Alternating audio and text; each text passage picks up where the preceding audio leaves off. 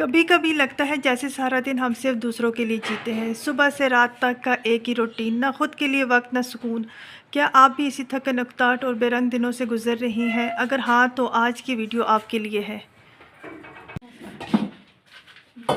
हम middle class औरतों की ज़िंदगी अक्सर इतनी उलझ के रह जाती है कि कहीं ना कहीं हमारी अपनी साख भी खो बैठती है। घर बच्चे काम सब कुछ संभालते संभालते न जाने कब तक थक जाते हैं, कब उकताहट छा जाती है और कब दिल वो जलाने लगता है, पता ही नहीं चलता। बनाओ बर्तन धो, एक ना ख़त्म होने वाला सिलसिला। इसीलिए आज की वीडियो में मैं आपसे कुछ ऐसी आसान और सादा आदतें शेयर करने जा रही हूँ जो मेरी ज़िंदगी को थोड़ा आसान बना देंगी। मेरी कोशिश हमेशा यही होती है कि जो चीज़ें मेरी ज़िंदगी में बेहतर लाएं वो अपनी बहनों के साथ भी शेयर करूं, ताकि अगर मुझे फ़र्क पड़ा तो शायद आपकी भी ज़िंदगी सुकून में गुजर सके।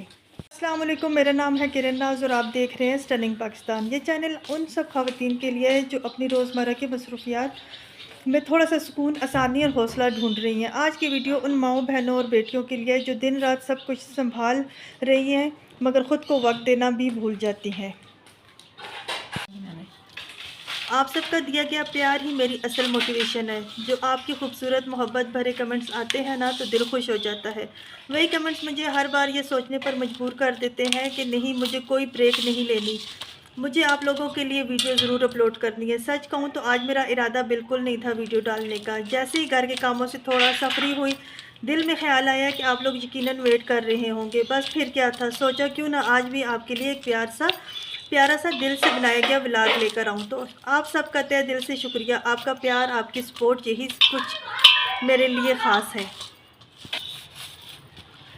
आप सबकी मोहब्बत ही मेरी असल मोटिवेशन है। जब आपकी खुलूस भरी कमेंट्स पढ़ती हूँ ना तो सच में दिल खुश हो जाता है। वो प्यार भरी अल्फाज मुझे हिम्मत देते हैं, हौसला देते हैं और यही सोचने पर मजबूर कर देते हैं कि नहीं, मुझे रुकना नहीं, मुझे हर हाल में आप लोगों के लिए वीडियो लानी है। आज सच कहूँ तो मैं बहुत ज़्यादा परेशान थी, मेरा दिल बिल्कुल नहीं चाह रहा था वीडियो बनाने के लिए। तो मैंने सोचा चलें आपका शुक्रिया भी अदा कर दूँ। आगाज़ हो चुके हैं और सबसे पहले मैंने बर्तन धोने के लिए रख दिए थे क्योंकि मुझे बर्तन धोना बहुत पसंद है। अच्छी तरह बर्तन धुल जाए तो सारा किचन अच्छा सा साफ़ नज़र आता है। साथ ही सोचा फारग खड़े रहने से बेहतर है कि रात के बर्तन समेट लूँ और जो गंदे पड़े हुए उन्हें धो लूँ। जो मैंने कल धोए थे, मेरी आदत है कि मैं रात को किचन साफ़ कर लेती हूँ और बर्तन भी समेट लेती हूँ ताकि सुबह का आगाज़ एक साफ़ सुथरे माहौल में हो। यानी मेरी रोज़मर्रा की रूटीन में कुछ ऐसी छोटी छोटी बातें हैं जिन्होंने मेरी ज़िंदगी को आसान बना दिया है और यही वो आदतें हैं जो मैंने वक्त के साथ सीखी। क्योंकि एक लड़की शादी के बाद नई ज़िंदगी का आगाज़ करती है, जिसकी ज़िंदगी शादी के बाद बदल जाती है। यकीनन वक्त के साथ इंसान बहुत कुछ सीखता है और अपने तजुर्बात से नई आदतें बनाता है जो ज़िंदगी को बेहतर बनाने में मदद देती है। और आप यकीन करेंगे मैं इस वक्त बिल्कुल वॉइस ओवर नहीं कर रही, जो कुछ मेरे जहन में आ रहा है मैं वो सब कुछ बोल रही हूँ। जब एक लड़की शादी के बाद नई ज़िंदगी शुरू करती है तो उस पर नई जिम्मेदारियाँ आती हैं और यकीन मानिए किसी को भी ये नहीं पता होता कि उनकी ज़िम्मेदारियों को कैसे समेटा जाए, कौन सी आदतें अपनानी होंगी जो ज़िंदगी को आसान बना देंगी। मुझे भी ये सब सीखने में वक्त लग रहा था और मैंने तजुर्बात से ये सब समझा। कुछ छोटी छोटी आदत जो मुझ में थी वो सारी ख़त्म हो गई और जो नहीं थी वो भी मुझे सीखनी पड़ गई थी। और ये देखें सिंक कितना गंदा हुआ है और वॉइस ओवर करते हुए मुझे कुछ अजीब भी लग रहा है कि पता नहीं क्या बोल रही हूँ, अच्छा बोल रही हूँ, नहीं बोल रही। और सिंक भी साथ साथ धो लेते हैं। मैंने शायद आपको पिछले व्लॉग में भी बताया था कि मैं वो लड़की थी जिसे शादी से पहले कभी आटा गूंदना नहीं आता था। हाँ, आपने बिल्कुल सही सुना, आटा गूंदना भी नहीं आता था। शादी के बाद ये सब सीखना पड़ा। लेकिन कहते हैं ना, जब ज़िंदगी में नई जिम्मेदारियां आती हैं तो इंसान सब कुछ सीख लेता है। और ख़ास तौर पर जब आपका लाइफ पार्टनर, आपके शोहर, ससुराल वाले आपका साथ दें तो फिर कोई भी काम मुश्किल नहीं लगता। एक लड़की जब सपोर्ट सिस्टम के साथ हो तो वो कुछ भी सीख सकती है और कोई भी चैलेंज उसके लिए बड़ा नहीं रहता।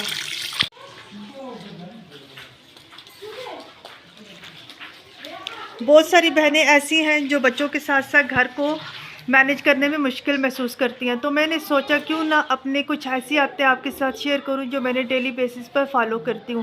ये छोटी छोटी आदतें ना सिर्फ मेरे घर को साफ़ करती हैं बल्कि मेरे दिमाग को भी सुकून देती हैं। ख़ास तौर पर वो जो सफाई के हवाले से बहुत ज़्यादा परेशान रहती हैं, उनके लिए एक बात कहना चाहूँगी। मैं भी वही लड़की थी जो सफाई के हवाले से हमेशा ज़हनी दबाव में रहती थी। जब घर गंदा होता था तो मेरा दिमाग वाकई टेंशन में आ जाता था, लेकिन वक्त के साथ मैंने सीखा कि सफाई एक तसलसल से होनी चाहिए और उससे अपने दिमाग पर बहुत कम दबाव पड़ता है।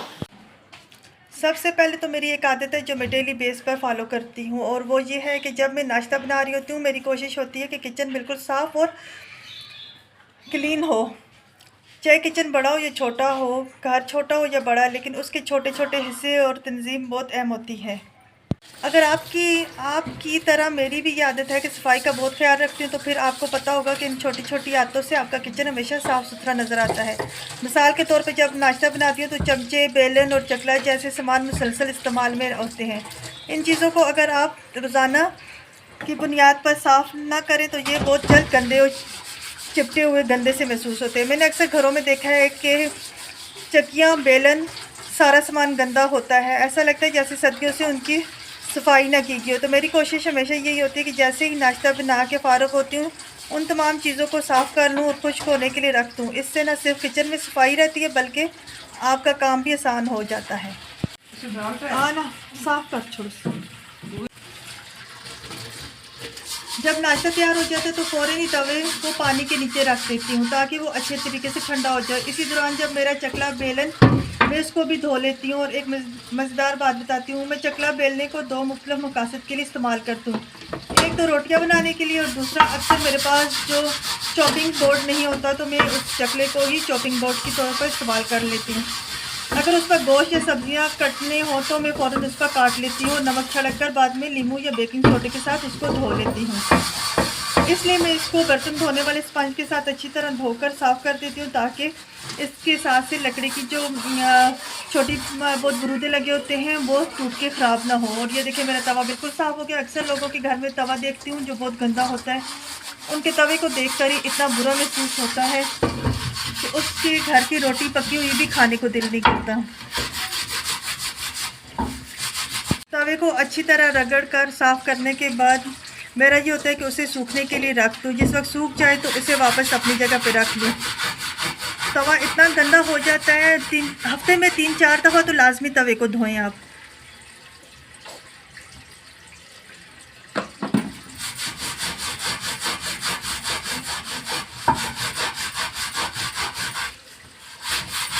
एक और आदत जिसे मैंने अपनी रूटीन का हिस्सा बनाया है वो ये है कि मैं हमेशा ये कोशिश करती हूँ कि जो चीज़ जहाँ से उठानी हो उसे वापस वहीं पर रख देती हूँ। ख़ास तौर पर अगर आपका किचन या घर छोटा हो तो ये आदत आपके बहुत काम आती है।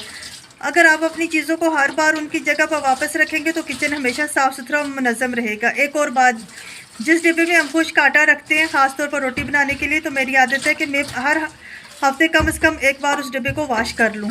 एक और बात, जिस डिब्बे में हम खुश्क आटा रखते हैं ख़ास तौर पर रोटी बनाने के लिए, मेरी आदत है कि मैं हर हफ्ते कम से कम एक बार इस डिब्बे को वॉश कर लूँ। अक्सर होता ये है कि जब चीज़ें खाली होती हैं तो हम उन्हें धोते हैं, लेकिन यकीन करें ना तो वो वक्त मिलता है और ना ही चीज़ें धोई जाती हैं और फिर वो डिब्बा गंदा हो जाता है। जब डीप क्लीनिंग का वक्त होता है तो ये गंदे काम करने में, सफाई करने में बहुत वक्त लगता है। मेरे लिए तो ये आदत है कि चाहे आटा थोड़ा हो या ज़्यादा, किसी ट्रे में निकाल कर उसको अच्छी तरह से धूप में रख देती हूँ ताकि वो साफ़ हो जाए। जब ये खुश्क हो जाए तो मैं दोबारा इसमें आटा डालकर उसे रख देती हूँ।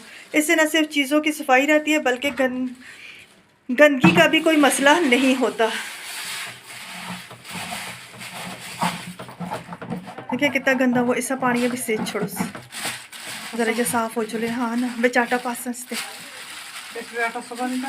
ना ऐसा तुम अजे तो ना फिर थोड़े जे सुख चले दुआ काम मुका के ना बर्तन को अच्छी तरह धो के सुखा लें। गीले बाल्टी में बिल्कुल भी आटा ना डालें क्योंकि जिस वक्त आप आटा डालेंगे गीला होने की वजह से आटा ख़राब होने का ख़तरा होता है।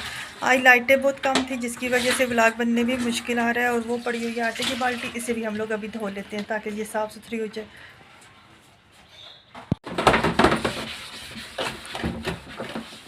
आपको पता है आटे की बाल्टी में, गंदी बाल्टी में आटा डालने को भी दिल नहीं करता। और मेरी यही कोशिश होती है कि हर चीज़ साफ़ सुथरी हो क्योंकि अब तो आपको पता है गर्मियाँ आ चुकी हैं। गर्मियों में तो ये सारा धोना रोज़ का लाजमी की चीज़ होगी। आप रोज़ नहीं धो सकते तो ज़ाहिर आटे की चीज़ है, बाल्टी है तो रोज़ नहीं धोनी होती, तो इसे कम से कम हफ्ते में एक दफ़ा लाजमी धोएं। मेरी तो आपको पता है आटे की बोरी होती नहीं है, अकेली होती हूँ, तो मेरे लिए महीने का 5 किलो आटा भी बहुत होता है। ये 5 किलो आटा मेरा बहुत मुश्किल से ख़त्म होता है, कभी कभी 1.5 महीना भी गुजर जाता है, क्योंकि मेरी रोज़ 1 या 2 रोटी पकती है। और ये मैं 5 किलो आटा लेकर आई थी, जिसमें ये थोड़ा सा रह गया है। इस आटे को मैं बाल्टी में डाल दूँगी जिस वक्त ये खुश्क होगी। बर्तन कितने साफ़ और चमकदार से नज़र आने शुरू हो जाते हैं। देखिए बाल्टी को धोया है तो ये कितनी चमकदार सी नज़र आ रही है। आज मेरी सिस्टर आई हुई थी बड़ी, वो मेरे साथ काम करवाने पे लगी हुई थी, तो मैंने सोचा चले साथ साथ, आज वॉइस ओवर करने का टाइम नहीं है तो चलें साथ। मैं बोल भी लेती हूँ, पहले तो मैं वॉइस ओवर करती हूँ, पर ये 1-2 वीडियो मेरी ऐसी हैं जिनमें मैंने वॉइस ओवर बिल्कुल नहीं किया।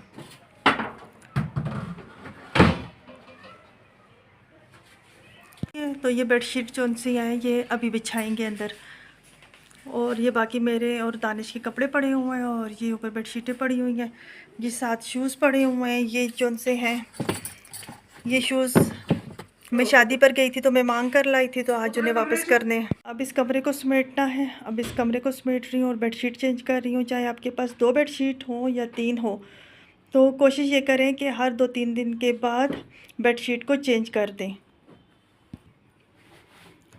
मेरे घर में तो बच्चे नहीं होते, मैं और दानिश ही होते हैं। दानिश भी घर नहीं डालता, और मैं तो सुबह जाती हूँ शाम को वापस आती हूँ, काम के साथ लगी रहती हूँ, तो अज़ानें भी हो रही हैं।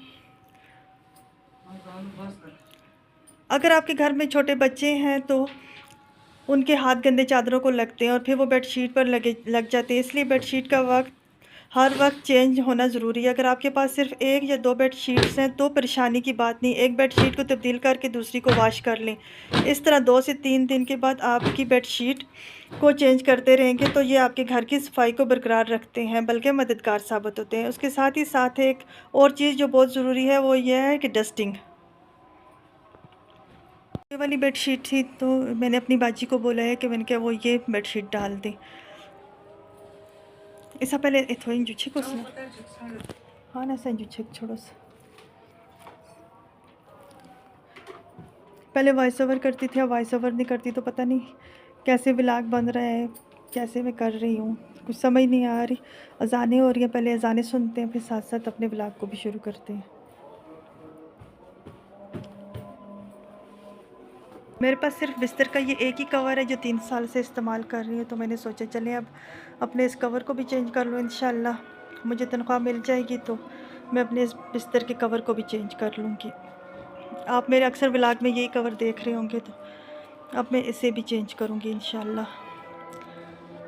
कोई क्या समझता है कि किसी के पैसे देने से या मेरा ख़र्च ना उठाने की वजह से क्या मेरे पास कुछ नहीं होगा। अल्लाह का दिया हुआ मेरे पास बहुत कुछ है, अल्लाह दे रहा है, अल्लाह की ज़ात दे रही है, और कोई किसी को इस तरह भी ना समझे।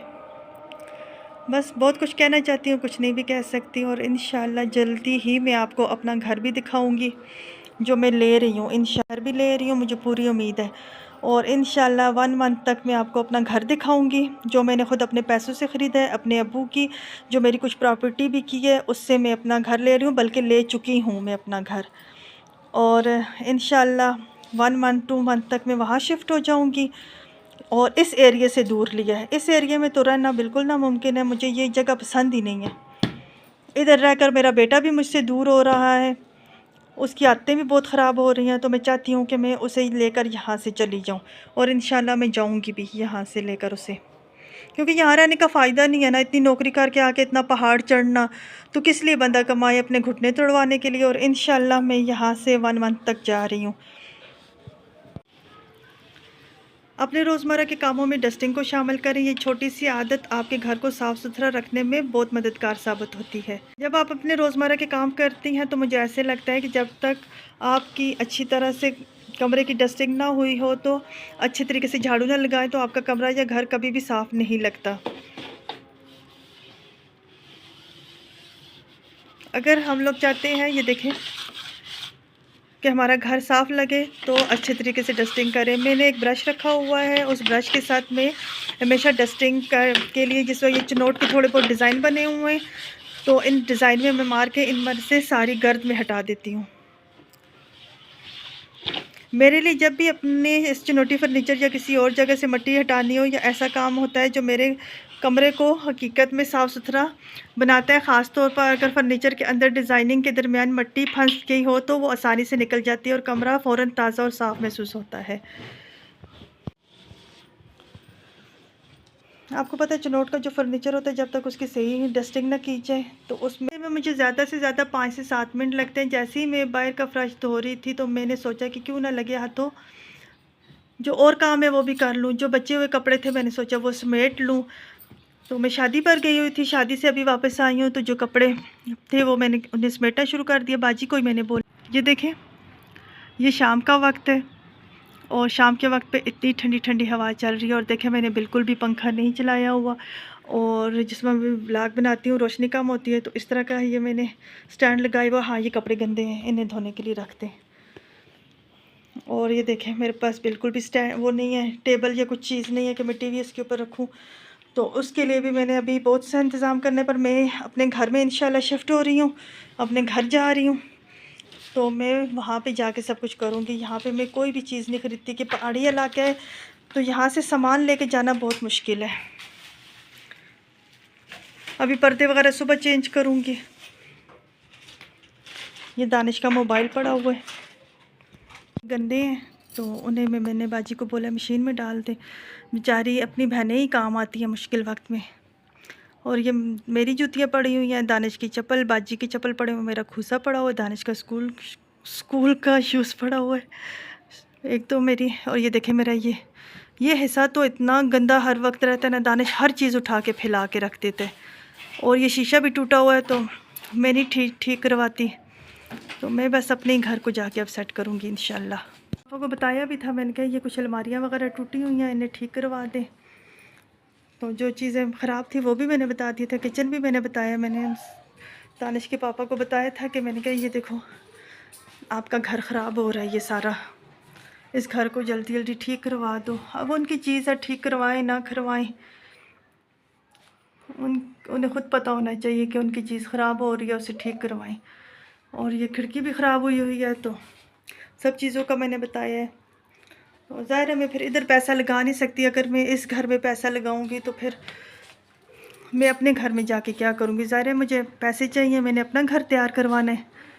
तो अल्लाह का लाख लाख शुक्र है कि अबू की कुछ प्रॉपर्टी थी जो सेल करके तो मैं अपने लिए अब घर ले रही हूँ इंशाल्लाह। तो ये रात का टाइम हो गया, देख लें क्या टाइम हो गया, मैं किस वक्त वापस आई हूँ और घर को मैंने किस तरह साफ़ कर रही हूँ। ज़ाहिर है फिर घर के अखराजात निकालने के लिए नौकरी करनी ही पड़ती है, तो अब क्या किया जा सकता है। बेचारी बाजी लगी हुई है काम के लिए। इधर मैंने सुबह दानिश की शर्ट इस्त्री की थी। ये दानिश के मैं कपड़े छोड़ कर गई थी, मैंने कहा पहन लेगा पर नहीं, उसने नहीं पहने। और ये दानिश ने दिन को कपड़े पहने हैं, अपने कपड़े निकाले हैं, बाकी इधर छोड़ के चला गया। तो इस कमरे को सुबह ही समेटेंगे। अभी बहुत ज़्यादा थक गई हूँ। तो आप बताइएगा कि आपको मेरा व्लॉग कैसा लगा। अच्छा लगे तो ज़रूर कमेंट्स करके बताइएगा। चलें कल के व्लॉग के लिए अल्लाह हाफिज़। और दुआ कीजिएगा। आज मैंने जल्दी में व्लॉग बनाया। अच्छा एक चीज़ मैं आपको दिखा देती हूँ जाते जाते। वो देखें चांद निकला हुआ, अच्छा लग रहा है ना। अब देखें और उतार देती हूँ। ये वाईफाई लगा हुआ है, इसे यूँ लगाते। चलें जी, नहीं लग रहा। चलें बाजी अब जा रही है, बाजी को अल्लाह हाफिज़ कहते हैं और बाजी जाएँ अपने घर। और अभी बाजी जाएंगी और मेरे लिए रोटी बना कर भेजेंगी, सालन बना कर भेजेंगी और बस मैं खाऊंगी और लेट जाऊंगी।